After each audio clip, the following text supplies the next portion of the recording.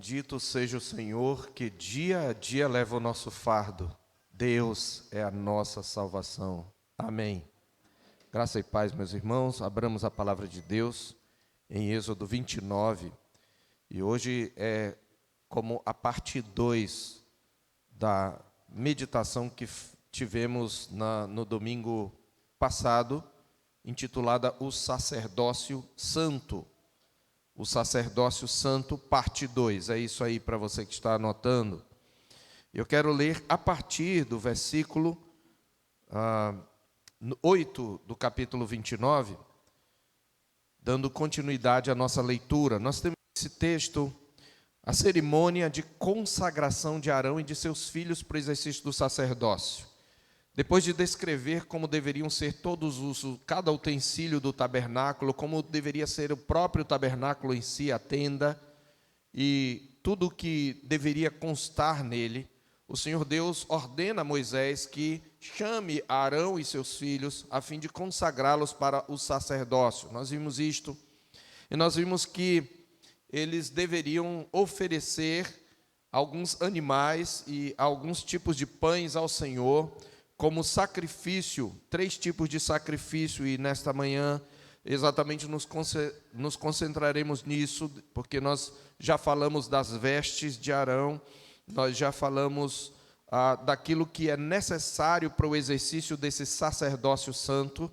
Nós vamos relembrar isto aqui, mas nós já falamos sobre isso, mas hoje vamos especialmente falar do que significam os sacrifícios aqui oferecidos. Diz assim a palavra do Senhor. Vamos ler a partir do verso 10. Farás chegar o novilho diante da tenda da congregação, e Arão e seus filhos porão as mãos sobre a cabeça dele. Imolarás o novilho perante o Senhor, à porta da tenda da congregação. Depois tomarás do sangue do novilho e o porás com o teu dedo sobre os chifres do altar. O restante do sangue derramá-lo-ás à base do altar. Também tomarás toda a gordura que cobre as entranhas, o redenho do fígado, os 2 rins e a gordura que está neles, e queimá-los-ás sobre o altar. Mas a carne do novilho, a pele e os excrementos, queimá-los-ás fora do arraial. É sacrifício pelo pecado. Depois tomarás um carneiro, e Arão e seus filhos porão as mãos sobre a cabeça dele. Imolarás o carneiro e tomarás o seu sangue e o jogarás sobre o altar ao redor. Partirás o carneiro em seus pedaços e, lavadas as entranhas e as pernas, pô-las-ás sobre os pedaços e sobre a cabeça. Assim, queimarás todo o carneiro sobre o altar. É holocausto para o Senhor, de aroma agradável. Oferta queimada ao Senhor. Depois tomarás o outro carneiro, e Arão e seus filhos porão as mãos sobre a cabeça dele. Imolarás o carneiro e tomarás o seu sangue, e o porás sobre a ponta da orelha direita de Arão, e sobre a ponta da orelha direita de seus filhos, como também sobre o polegar da sua mão direita, e sobre o polegar do seu pé direito. O restante do sangue jogarás sobre o altar ao redor. Tomarás então do sangue sobre o altar e do óleo da unção, e os aspergirás sobre Arão e suas vestes, e sobre seus filhos, e as vestes de seus filhos com ele, para que ele seja santificado, e as suas vestes, e também seus filhos, e as vestes de seus filhos com ele. Depois tomarás do carneiro a gordura, a cauda gorda, a gordura que cobre as entranhas, o redenho do fígado, os 2 rins, a gordura que está neles e a coxa direita, porque é carneiro da consagração.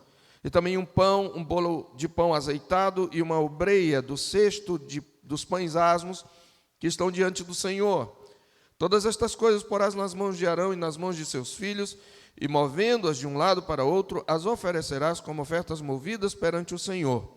Depois as tomarás das suas mãos e as queimarás sobre o altar. É holocausto para o Senhor, de agradável aroma, oferta queimada ao Senhor. Tomarás o peito do carneiro da consagração, que é de Arão, e movendo-o de um lado para outro, oferecerás como oferta movida perante o Senhor, e isto será a tua porção. Consagrarás o peito da oferta movida e a coxa da porção que foi movida, a qual se tirou do carneiro da consagração que é de Arão e de seus filhos. Isto será a obrigação perpétua dos filhos de Israel, devida a Arão e a seus filhos, por ser a porção do sacerdote oferecida da parte dos filhos de Israel, dos sacrifícios pacíficos. É a sua oferta ao Senhor. Até aí, meus irmãos, o nosso irmão diácono Emerson já orou pela mensagem. Devemos lembrar que Arão e seus filhos foram tirados do meio dos seus irmãos para serem consagrados para servirem como sacerdotes. Eles foram separados do comum para oferecerem sacrifícios e oferecerem um culto a Deus por meio dos sacrifícios e representando os filhos de Israel. Nós vimos já as vestes de Arão, que deveriam revelar glória e beleza, e na semana passada nós estivemos falando sobre cada passo que o Senhor Deus ordena que Moisés dê nessa consagração, e como cada um deles aponta para um aspecto do culto que nós devemos prestar a Deus. Pois Arão era um tipo de Cristo, obviamente, mas os seus filhos são um tipo da igreja. Num certo sentido, o próprio Arão também é um tipo da igreja, lembrando que ele trazia os filhos de Israel no peito e sobre os ombros. Era como se ele fosse um com os filhos de Israel. Assim e muito mais, o Senhor Jesus é um conosco e é nele que nós oferecemos o culto. De modo que aquilo que se fala de Arão, tanto se aplica a Cristo como também, por extensão, por consequência, aplica-se a nós. Por isso nós vamos falar, ora, da pessoa de Jesus Cristo e ora de nós. Nós vimos pelo menos três, vamos dizer assim, três atitudes ou três necessidades das 5 que são apontadas aqui. Nós vimos que primeiro Moisés é ordenado a chamar os filhos de Arão, e antes de vesti-los com as vestes sacerdotais, eles deveriam ser lavados com água, no verso 4. Nós vimos isto na semana passada. Então, nós estamos tratando sobre o sacerdócio santo, sobre o exercício do sacerdócio, que é o exercício do culto agradável a Deus. Então, o tema da nossa mensagem foi o sacerdócio santo, o que Deus requer daqueles que o servem. O sacerdócio santo, o que Deus requer daqueles que o servem. Aquilo que Deus faz com Arão e seus filhos, isso se refletia em Israel, porque você lembra que no capítulo 19, o Senhor Deus tinha dito: se vocês cumprirem as minhas leis, vocês serão um reino, sacerdotes do Senhor. Todo Israel seria sacerdote, e isto nós sabemos que aponta para a igreja. Então, o que Deus requer para que o seu culto, o culto feito a Ele, oferecido a Ele, seja agradável? Nós vimos primeiramente que é necessário estar limpos de toda imundícia. É isto que significa o banho que Arão deve tomar no verso 4, antes dele vestir a roupa. Não é apenas uma questão de higiene, mas é um rito cerimonial de purificação. Antes de realizar o serviço sagrado, os sacerdotes precisavam estar limpos de toda imundícia, porque Deus não aceita a iniquidade associada ao ajuntamento solene. Em segundo lugar, nós aprendemos que para cultuar a Deus de modo agradável é necessário estar vestidos com vestes de salvação, de louvor e de santidade. Nós mostramos que as vestes, elas apontam, essa figura das vestes, ela é usada ao longo da revelação, com relação à salvação, com relação ao louvor e com relação à santidade. Nós vimos isto, inclusive, mostrando algumas passagens, né? Isaías 61 fala de Deus que me encobriu com vestes de salvação e me envolveu com um manto de justiça. A Bíblia fala em Apocalipse do linho finíssimo, que são os atos de justiça dos santos, e a palavra de Deus fala que nós devemos nos vestir, de fato, de louvor e de santidade. Essa é a ideia. Então, quando nós nos apresentamos a Deus para o culto, nós precisamos estar revestidos, acima de tudo, de Cristo Jesus, porque em Cristo Jesus nós temos as vestes da justiça, as vestes da salvação, as vestes de louvor e as vestes da santidade. Em terceiro lugar, nós vimos que para cultuar a Deus é necessário sermos ungidos pelo Espírito de Deus. Vimos que Arão e seus filhos tomaram banho, foram lavados com água, verso 4. Depois eles foram vestidos com aquelas vestes que representavam tanto o caráter de Deus, como apontavam para Cristo, que representavam a glória de Deus e a sua santidade. Mas também diz que eles deveriam ser ungidos, no verso 7. Então tomarás o óleo da unção e lhe o derramarás sobre a cabeça e assim o ungirás. Nós vimos que a unção aponta para a capacitação dada pelo Espírito Santo para o exercício do ministério, para o exercício do ofício. Nós vimos que na Escritura o óleo da unção é um símbolo para o Espírito Santo. Nós especialmente citamos Zacarias capítulo 4, versos 1 a 6, apenas para quem não anotou, anotar. Nós não vamos ler. Mas ali, claramente, o Espírito Santo é um símbolo o óleo, é um símbolo do Espírito Santo, e a própria palavra ungir, ela se refere ao ato do Espírito Santo capacitar o servo do Senhor, em Isaías 61, verso 1, o Espírito do Senhor está sobre mim, porque o Senhor me ungiu. Pedro vai falar em Atos 10, 37 e 38, que Deus ungiu a Jesus com o Espírito Santo. Então, essa palavra ungir, ela exatamente é ligada ao cerimonial de derramar óleo, portanto, o óleo é claramente um símbolo do Espírito. Não é possível adorarmos a Deus sem o Espírito Santo. Nós precisamos da plenitude, da assistência, do poder do Espírito Santo. É por isso que a Bíblia diz que nós devemos andar no Espírito, nos encher do Espírito, que nós não devemos entristecer o Espírito, que não devemos apagar o Espírito. Nós precisamos, de fato, reverenciar o Espírito Santo de Deus e buscar a sua plenitude para que o nosso culto seja aceito diante de Deus.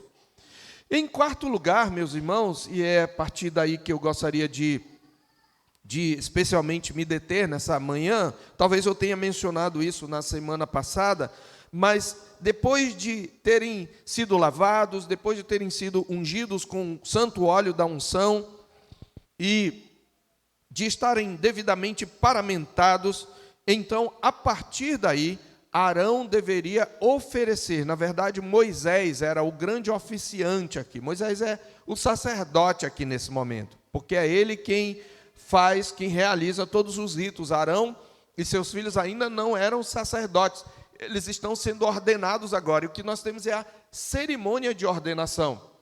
E para que Arão pudesse ser consagrado, 3 tipos de ofertas deveriam ser oferecidas ao Senhor. Primeiro, eles deveriam oferecer um novilho. Essas ofertas, elas são mencionadas logo no início do capítulo, mostrando a importância delas para que o culto seja aceito. Na verdade, elas são cruciais, elas são determinantes para que o culto seja aceito por Deus. Ele claramente ele enumera aí, nos versos 1 e 2, que eles deveriam tomar um novilho e 2 carneiros sem defeito. Primeiro, esses animais não podiam ter qualquer defeito. Não podiam ter perna torta, não podiam ter ferida, eles não podiam ter nenhum tipo de doença, não podia ser um novilho de um chifre só, eles tinham que ser perfeitos. Deus está dizendo que Ele exige perfeição, Ele não aceita nenhum tipo de imperfeição no seu culto, porque Ele é perfeito. Então, esses animais deveriam ser perfeitos, constituindo-se um novilho, um boi, um touro jovem e 2 carneiros. E junto com esses animais, eles deveriam também separar e fazer, obviamente, confeccionar pães asmos, bolos asmos, amassados com azeite e obreias asmas untadas. Primeiro, essa palavra asmo significa sem fermento. Viu, crianças? O que é um pão asmo? É um pão sem fermento. Sabe que quando você come pão, ele é bem grandão, né? Porque ele foi colocado fermento nele. Um pozinho que faz o pão inchar. Então, esse pão não poderia ter fermento, porque o fermento é um símbolo do pecado. Então, ele era um pão mais durinho, com menos volume, embora esse primeiro pão aqui descrito, ele fosse possivelmente um pão maior, né? O bolo seria um pãozinho um pouquinho menor, mais ou menos como uma broa, e a obreia ainda mais fininha. Então, eram tamanhos de pães. No hebraico moderno, o que é traduzido aqui por bolo asmo eles traduzem por fogaça, né? Então, vocês sabem, a fogaça é um tipo de pão. Às vezes, alguns colocam em forma de pastel, mas geralmente eles usavam em uma forma redonda. Então, eram 3 tipos de iguarias, né? De pães do sistema de panificação de Israel, que eles deveriam oferecer de flor de farinha, de trigo, os farás. Do melhor do trigo, eles deveriam oferecer isto, e eles deveriam colocar num cesto e trazer o novilho e o carneiro. Então, primeiro, eles deveriam oferecer o novilho diante da tenda da congregação. E de que maneira eles fariam? O rito inicial para o oferecimento desses animais era o mesmo. Tanto o novilho como o carneiro do holocausto, como o carneiro da consagração, eles achegaram esses animais, um por vez, primeiro o novilho, depois o carneiro que seria o holocausto, depois o outro carneiro chamado da consagração. Eles deveriam achegar-se perto de Arão. Arão e seus filhos tinham que pôr a mão na cabeça do boi, do novilho, e depois do carneiro, desses animais. Eles poriam em cada um deles, e poriam a mão na cabeça, e enquanto eles punham a mão na cabeça, Moisés deveria degolar o animal, ele deveria cortar o pescoço dele, e saía e jorrava aquele sangue, e ele deveria recolher o sangue numa bacia. E em cada um desses sacrifícios havia um rito. Algumas crianças podem ficar assustadas, né? Mas só para vocês saberem, crianças, quando o povo ia oferecer o sacrifício, as crianças ficavam assistindo. É para mostrar mesmo o que o pecado faz com a gente, e como Deus é santo e exige a punição do pecado. Havia muito sangue nesses ritos, para mostrar que Deus exige a punição do pecador, que é preciso derramar sangue para que o culto a Ele seja aceito. Então, as crianças, elas ficavam diante disso mesmo. Eram crianças raiz, né? As crianças hebraicas não eram crianças Nutella, eram crianças raiz, tá? Então, elas iam lá e elas assistiam tudo aquilo para ver por que o sacerdote Arão e também o ofertante posteriormente tinham que pôr a mão na cabeça do animal. Era para simbolicamente transferir os seus pecados para o animal. Era mais ou menos uma transferência de pecados. Então ele estava dizendo: eu coloco os meus pecados sobre esse animal. E então era eu que deveria morrer. Era eu que deveria ter meu sangue derramado. Eu estou debaixo do juízo de Deus. Eu sou um pecador e Ele é santo. Mas Deus providenciou um substituto para mim. E eu então coloco as minhas mãos na cabeça desse animal, transferindo para Ele a minha culpa, para que Ele seja sacrificado em meu lugar. Isso tudo aponta para quem? Obviamente aponta para Jesus. Foi o que Deus fez. Então, se você fica assustado em saber que foi derramado o sangue desses animais, saiba que o sangue do perfeito Filho de Deus foi derramado por mim e por você. E é isso que deveria nos chocar mais do que qualquer outro sacrifício. E é exatamente isso. Então, qual é a grande mensagem aqui? Que é a nossa quarta necessidade, né? É necessário estar cobertos com o sangue do sacrifício. É necessário estar cobertos com o sangue derramado. Eu poderia usar a expressão: é necessário estar cobertos com o sangue da aspersão, porque pelo menos um desses sacrifícios deveria ser salpicado, aspergido sobre Arão e suas vestes. É necessário estar cobertos. Veja, a partir do verso 10, o primeiro sacrifício é uma oferta pela culpa. É um sacrifício pela culpa. Por quê? Porque mesmo lavados, esses sacerdotes continuam pecadores. E por causa do seu pecado, o serviço deles jamais poderia ser aceito pelo Senhor, nem em nome deles, nem em nome dos filhos de Israel. Eles mesmos eram pecadores. E é por isso que Moisés tem que oferecer 3 tipos de sacrifício. E o primeiro deles era a oferta pelo pecado. porque eles precisam estar cobertos pelo sangue da expiação. Um certo comentarista diz: aqueles que ofereceram os sacrifícios foram resgatados do poder da morte. O animal funcionava como um substituto, tomando o castigo que deveria vir sobre os sacerdotes. E quando eles eram cobertos com sangue, retirado do sacrifício, eles eram limpos da contaminação do pecado. O sangue do altar era então borrifado sobre os sacerdotes. Observe aí: farás chegar o novilho diante da tenda da congregação, e Arão e seus filhos porão as mãos sobre a cabeça dele.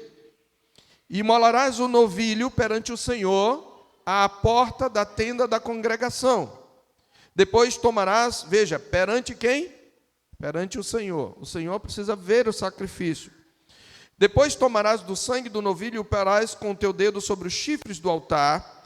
O restante do sangue derramá-lo-ás à base do altar. Então ele tinha que colocar com o dedo, o altar ele tinha uns chifrezinhos, né? E a ideia é de consagrar todo o altar, cobrir todo o altar com aquele sacrifício. E depois tomarás do sangue e derramá-lo-ás à base do altar, e também tomarás toda a gordura que cobre as entranhas, o redenho, que é o mesmo que gordura, que cobre os fígados, os 2 rins e a gordura que está neles, e queimá-los-á sobre o altar. Você vai queimar totalmente essas coisas, porque elas são o melhor do animal, na cultura hebraica pelo menos, o melhor do animal para o Senhor. E o restante, a carne, a pele, os excrementos, todo o resto, todo ele era queimado. É sacrifício pelo pecado, só que ele não seria queimado ali. Ele seria levado para fora do arraial, e ele deveria ser queimado fora do arraial. É como se ele fosse banido da comunhão dos santos. Ele está sendo expulso da comunhão dos santos. Ele morre fora do arraial, como alguém que foi banido. E isto aponta para quem, meus irmãos? Abram a palavra de Deus em Hebreus capítulo 13, verso 10 em diante, melhor. Diz assim: possuímos um altar, do qual não tem direito de comer os que ministram no tabernáculo. O que ele está querendo dizer? Na época que o autor de Hebreus escreveu, o judaísmo ainda estava em vigência. E o templo estava possivelmente de pé. Então ainda havia sacrifícios ali, feitos pelos judeus. Só que ele está dizendo, o altar que nós, que estamos em Cristo, possuímos, é diferente daquele altar. E aqueles que ainda não têm Cristo, mesmo que participem do velho altar, não têm direito a ele, porque eles não estão em Cristo.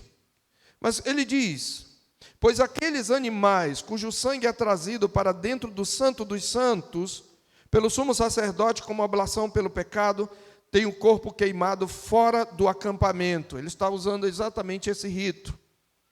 Por isso foi que também Jesus, para santificar o povo pelo seu próprio sangue, sofreu fora da porta. Jesus sofreu fora de Jerusalém, não é? Ele foi levado lá para o Calvário. Ele foi banido de Jerusalém. E ele é crucificado fora da porta. Saiamos, pois, a ele fora do arraial, levando o seu vitupério, a sua humilhação. Nós devemos segui-lo. Nós também somos proscritos diante do mundo. Nós somos excluídos diante do mundo, porque nós somos de Cristo e nós seguimos os seus passos. Então, exatamente aquele sacrifício daquele novilho, ele apontava para o Senhor Jesus. Mas ele exatamente está dizendo, olha, vocês não podem cultuar sem o derramamento de sangue. Vocês não podem cultuar a menos que um substituto morra no lugar de vocês, para que a ira de Deus seja satisfeita, para que a sua justiça seja cumprida. Então, é por isso, meus irmãos, que quando nós oramos no culto, nós fazemos menção a Jesus. É por isso, crente, quando você ora, você precisa fazer menção a Jesus, para lembrar-se sempre que sua oração só está sendo ouvida por causa da intercessão de Cristo e por causa do seu sacrifício expiatório. Às vezes, meus irmãos, nós ouvimos tanto sobre Cristo, e sempre me incomoda e me preocupa que quando um crente que ouve que tem um culto cristocêntrico, que ouve pregações cristocêntricas, mas quando vai falar de Deus, ele não fala de Cristo.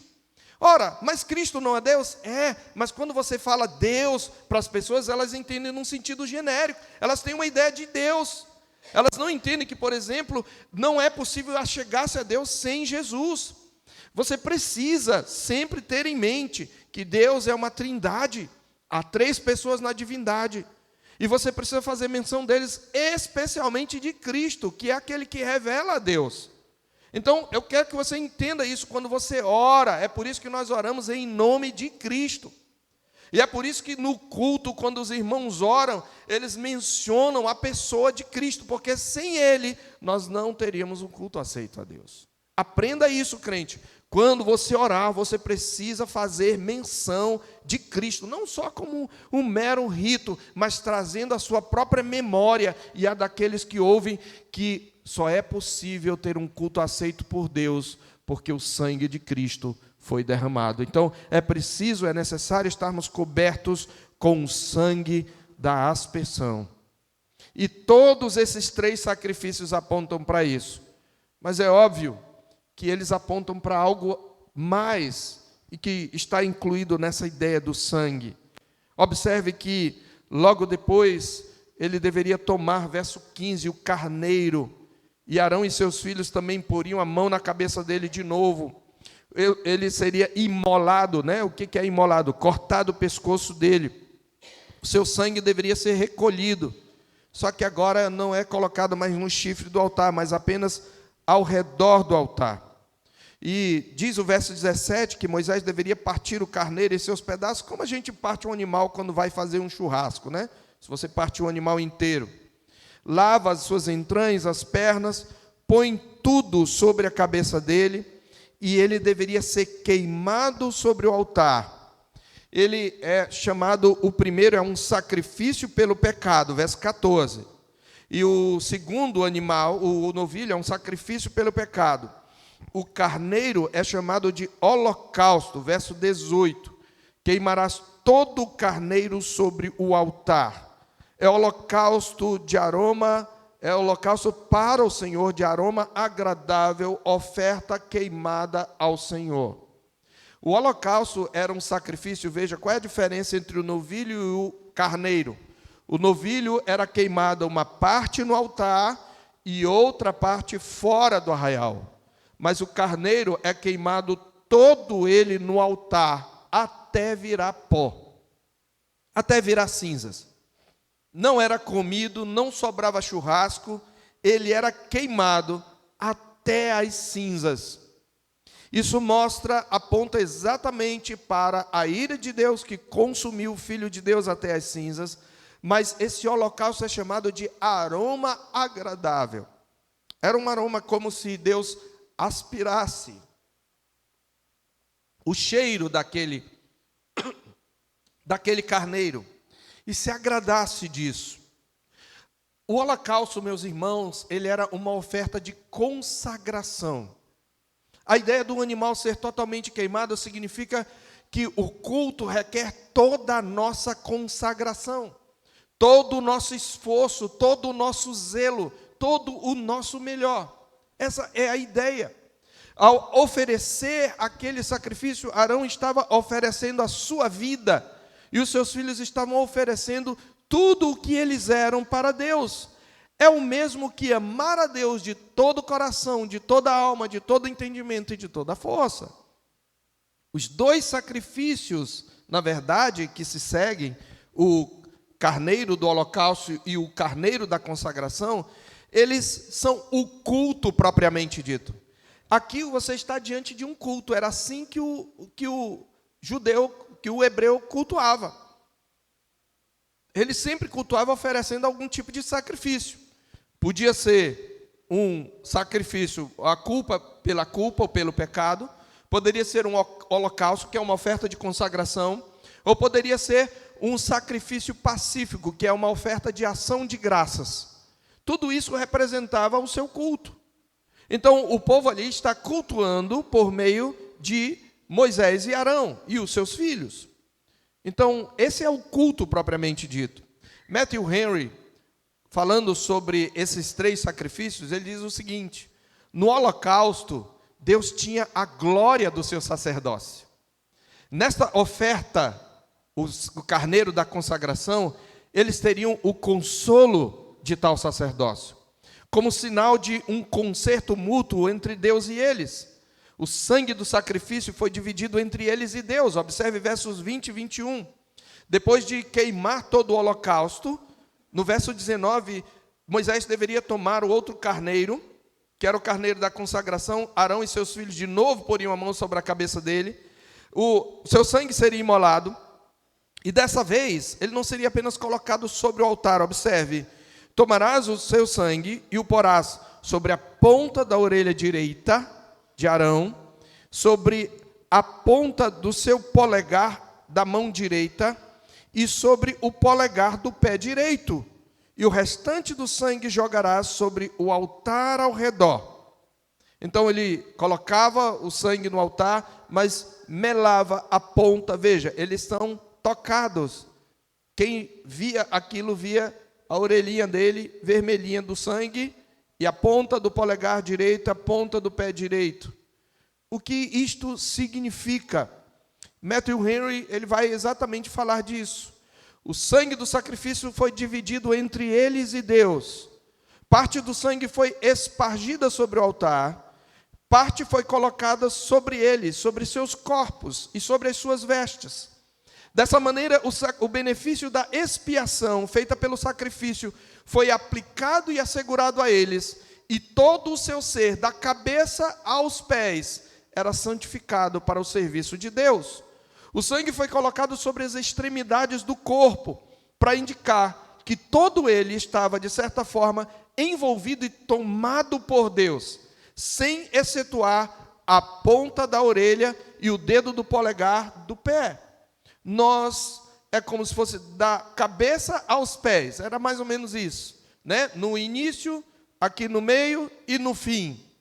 Então nós imaginamos que o sangue e o óleo espargidos sobre as vestes iriam manchá-las, mas o santo óleo e o sangue do sacrifício espargidos sobre as vestes devem ser considerados como o maior adorno imaginável para elas, pois significavam o sangue de Cristo e as graças do Espírito, que constituem e completam a beleza da santidade e nos recomendam a Deus. Observe aí o que era feito com o carneiro da consagração.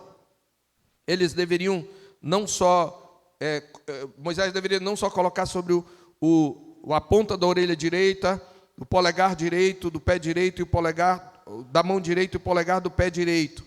Verso 21, tomarás então do sangue sobre o altar e aspergirás, junto com o óleo, ele misturava o sangue com o óleo da unção, e aspergirás sobre Arão e suas vestes, sobre seus filhos e suas vestes, e as vestes de seus filhos, e para que ele seja santificado, e as suas vestes e também seus filhos, as vestes de seus filhos com ele.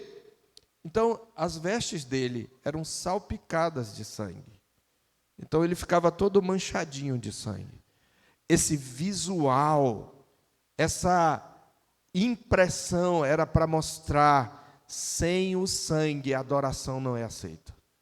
É preciso que fique a memória de que uma vítima substituta foi imolada, foi morta no lugar do pecador.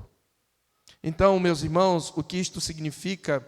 Lembre que o holocausto traz a ideia de consagração. Então, além de ser necessário estar cobertos com o sangue da expiação, é necessária a total consagração. Essa é a quinta necessidade aí, desde a semana passada. É necessária a total consagração de dons, talentos, força e vitalidade. Deus exige no culto nossa total consagração. A consagração dos nossos dons, a consagração dos nossos talentos, a consagração da nossa força e a consagração da nossa vitalidade. O culto tem que ser oferecido por todo o nosso ser. Amados, é óbvio que nós nunca conseguimos atingir isto 100%. É por isso que nós precisamos estar cobertos pelo sangue. Porém, o fato de que é o que agrada a Deus e o fato de que amamos a Deus, e se de fato amamos a Deus, deve nos levar a usar todo o nosso esforço para oferecer a Deus um culto agradável. É isto que significa. É necessária a total consagração, meus irmãos. Nós precisamos entender isso. E é por isso que, depois de aspergir o sangue do carneiro, ele deveria tomar a gordura, a cauda gorda, a gordura que cobre as entranhas, o redenho do fígado, os 2 rins, a gordura que está neles, a coxa direita, que é o carneiro da consagração, juntar com o pão, com o bolo, com a obreira, é praticamente um prato de comida, né? E aí todas essas coisas deveriam ser colocadas nas mãos de Arão, nas mãos dos seus filhos, e eles deveriam ficar movendo de um lado para o outro. Ele é chamado de oferta movida. A ideia é como se as minhas ações, o meu andar, tudo o que eu faço, todas as minhas atividades devem visar a glória do meu Deus, devem visar a agradar a Deus. E depois eles deveriam tomar e queimar sobre o altar, só que ele não era queimado até as cinzas. É um holocausto, a gordura sim, era queimada como holocausto, aquelas partes mencionadas. Porém, o peito do carneiro, veja o verso 26, era de Arão, deveria mover para um lado e para o outro também, seria a porção de Moisés, o peito da oferta movida, a coxa da porção que foi movida, veja o verso 27, seria de Arão e de seus filhos. Eles deveriam comer na presença do Senhor, lá no santuário. Eles deveriam comer uma parte dela. Sabe o que está querendo dizer aqui? É como se eles fossem um com Deus. Eles estão comendo na presença de Deus. Deus os está chamando ao seu banquete. É como hoje nós fazemos quando nós tomamos a ceia. É exatamente, eles estão à mesa do Senhor. O sacrifício pacífico era um sacrifício que era parcialmente oferecido ao Senhor, a melhor parte, e a outra parte era dada ao sacerdote, e havia sacrifícios que até o ofertante comia uma parte dele, como que tendo comunhão com Deus à sua mesa. Essa é a ideia. Agora, cobertos pelo sangue, eles são chamados à comunhão com Deus, eles são chamados a se banquetear, eles são chamados a se alimentar. Não é isso que estamos fazendo aqui. Nós estamos à mesa, comendo da palavra de Deus, e quando nós oferecemos a Deus o nosso culto, a nossa alma é alimentada com a sua comunhão, e quando nós participamos do sacramento da ceia do Senhor, a nossa alma é alimentada de Cristo, do seu sangue, do seu corpo, espiritualmente. É exatamente isso que ocorre hoje no culto, de maneira mais simples. Não é necessário mais derramar sangue, mas é assim que nós cultuamos a Deus, mas é necessária a consagração. Eu quero concluir, meus irmãos. Primeiro, nós precisamos lembrar, primeiro de tudo, que todos esses sacrifícios eram ineficazes. Eles eram ineficazes e eles eram apenas uma sombra de um sacrifício superior. Eles não tiravam os pecados, o carneiro não levava literalmente os pecados. E a ineficácia daqueles sacrifícios para expiar pecados e o seu caráter provisório, eles eram apontados pelo fato de que eles precisavam ser repetidos. Primeiro, olha aí no próprio contexto, só para a consagração você tem 3 animais mortos. Um só não é suficiente. Segundo, observe os versos 35 a 37, aí diz que todo o rito de consagração de Arão exigia o oferecimento daqueles sacrifícios por 7 dias. Ele deveria repetir esse sacrifício por 7 dias. No verso 30, 7 dias as vestirá o filho que for sacerdote em seu lugar, mas a partir do 35, assim pois, farás a Arão e a seus filhos conforme tudo que te hei ordenado. Por 7 dias os consagrarás. Também cada dia prepararás um novilho como oferta pelo pecado para as expiações, e purificarás o altar, fazendo expiação por ele, mediante a oferta pelo pecado, e ungirás para consagrá-lo. 7 dias farás expiação pelo altar e o consagrarás, e o altar será santíssimo, tudo que o tocar será santo. Então, 7 dias, eles tinham que ser repetidos. Terceiro, passados os dias da consagração, Todos os dias Arão e seus filhos deveriam apresentar um holocausto pela manhã e outro ao pôr do sol, conforme os versos 38 a 43, a fim de que pudessem se aproximar de Deus sem serem consumidos. O autor aos Hebreus, meus irmãos, ele nos explica que essas repetições, elas apontam para um sacrifício superior, que havia de ser oferecido de uma vez por todas. Abra em Hebreus 9, de 9 a 15, vamos ler. O sacrifício do Senhor Jesus foi dado de uma vez por todas. Primeiro, não foi com animal alheio. Segundo, ele não precisou ser purificado dos seus pecados, porque ele era puro. E terceiro, ele só precisou oferecer-se uma vez. Diz aí, falando desse rito todo, de Hebreus 9, de 9 a 15, diz: isso é uma parábola para a época presente, na qual se oferecem dons e sacrifícios, embora estes, no tocante à consciência, sejam ineficazes para aperfeiçoar aquele que presta culto, pois não passam de ordenanças da carne, baseadas somente em comidas, bebidas e diversas cerimônias de purificação, impostas até o tempo oportuno de reforma. Qual é o tempo oportuno de reforma? Quando Jesus veio. Eles eram provisórios. Quando, porém, Cristo veio como sumo sacerdote dos bens já realizados, mediante o maior e mais perfeito tabernáculo, não feito por mãos humanas, quer dizer, não desta criação, e não pelo sangue de bodes e de bezerros, mas pelo seu próprio sangue, diferentemente de Arão, ele entrou no santuário, e não várias vezes, mas uma vez por todas, e obteve uma eterna redenção. Portanto, se o sangue de bodes e de touros e a cinza de uma novilha, aspergidos sobre os contaminados, os santificam quanto à purificação da carne, muito mais o sangue de Cristo, que pelo Espírito eterno a si mesmo se ofereceu, sem mácula a Deus, purificará a nossa consciência de obras mortas, para servirmos ao Deus vivo. Por isso, ele mesmo é o mediador da nova aliança, a fim de que os que foram chamados recebam a promessa da herança eterna, visto que houve uma morte para a remissão das transgressões que foram cometidas sob a primeira aliança. Observe essa última frase. Houve uma morte para a remissão das transgressões que foram cometidas sob a primeira aliança. Qual é a primeira aliança? Essa que lemos em Êxodo 29. Sabe o que isso quer dizer? A morte de Cristo cobriu os pecados de Arão. E aqueles animais eram apenas símbolo, tipo. A morte de Cristo teve efeito retroativo.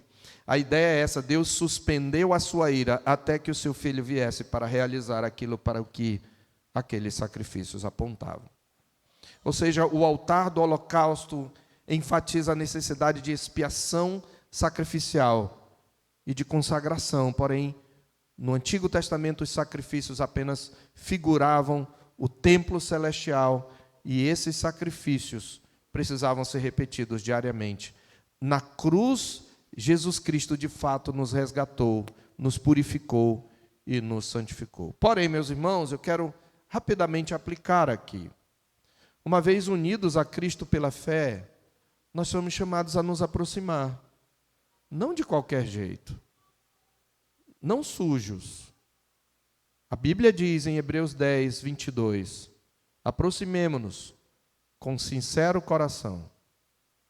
O nosso coração tem que ser sincero, Deus conhece o nosso coração. A gente está cantando louvores a Deus, mas muitas vezes o nosso coração não é sincero. Há muita gente dentro das igrejas, e a terceira não é exceção, que entra aqui, canta, mas o coração não é sincero diante de Deus, e Ele sabe. Em plena certeza de fé, eu preciso estar convicto de que eu estou diante do Deus Santo, de que Jesus é o mediador, de que Ele está presente. Tendo purificado o coração de má consciência, eu preciso avaliar a minha vida, confessar os meus pecados e abandoná-los. E lavado o corpo com água pura. Está lá em Hebreus 10, 22. Ele usa exatamente o rito de purificação como uma figura. Lavar o corpo com água pura, eu preciso estar santificado diante do Senhor, ter um coração sincero. Nós somos convocados a nos apresentarmos diante dEle com cânticos, irmãos, a entrar por suas portas com ações de graças, e nos seus atos com hinos de louvor. E em nosso dia a dia nós somos ordenados a nos despir das vestes do velho homem, que se corrompe segundo as concupiscências do engano, e nos vestir do novo homem, criado segundo Deus, em justiça e retidão, procedentes da verdade. Quando você sai daqui e na segunda-feira vai para o seu trabalho, você tem que continuar vestido com vestes de louvor, com vestes de salvação, com vestes de santidade. Os seus atos têm que ser todos para a glória de Deus. Você tem que ter uma vida santa. Nós, então, somos chamados a consagrar toda a nossa vida, nossos dons, nossos talentos, nosso tempo, nossos bens, para a glória e o agrado de Deus. A Bíblia fala de uma oferta de aroma agradável, como um holocausto lá em Romanos 12. Rogo-vos, pois, irmãos, verso 1, pelas misericórdias de Deus, que apresenteis o vosso corpo, quer dizer, o seu ser todo, como sacrifício vivo, santo e agradável a Deus. O holocausto é a figura por trás dessa exortação de Paulo, que é o vosso culto racional. A palavra de Deus também nos diz que, lá em Efésios 5, que nós devemos perdoar uns aos outros, assim como Deus nos perdoou, e Cristo se ofereceu em oferta de aroma agradável a Deus. Quando nós perdoamos nossos irmãos, nós estamos como oferecendo um holocausto ao Senhor. É agradável a Deus quando há perdão em nosso coração. A Bíblia diz ainda, Paulo em Filipenses 4,18, quando recebe as ofertas dos filipenses, ele diz: eu recebi o que da vossa mão me veio como oferta suave. Ele usa a mesma expressão. Então, nossos bens também, oferecidos a Deus, priorizando o seu reino, são uma oferta suave, toda a nossa vida. E por fim, irmãos, nós somos orientados a fazer tudo isso na dependência da unção do Espírito Santo que está em nós. É por meio do Espírito que nós fazemos tudo isso, e é por isso que somos aceitos, é por isso que o nosso culto é agradável a Deus. Que o Senhor Deus nos torne mais zelosos, queridos. E eu quero fazer algumas perguntas, só deixar no ar antes de orarmos. O culto que você oferece a Deus, vamos só aplicar aqui no dia do Senhor, pode ser considerado uma total consagração? A hora que você chega, a forma como você se prepara para o culto, o quanto o seu coração está de fato voltado para aquilo, o quanto você canta com vigor, pode ser chamado de uma total consagração? Nós precisamos levar a sério isso aqui, irmãos, porque Deus requer total consagração. A gente precisa estar bem, a gente precisa ter dormido bem, a gente precisa estar inteiros para cultuar a Deus, porque é assim que Deus requer. E Ele merece, Ele é o nosso Senhor. Que o Senhor nos abençoe, nos ajude a aplicar a sua palavra ao nosso coração. Oremos. Que a graça do nosso Senhor e Salvador Jesus Cristo, o amor sacrificial de Deus nosso Pai e a comunhão consoladora do Espírito seja conosco e com todo o povo de Deus agora e para sempre. Amém.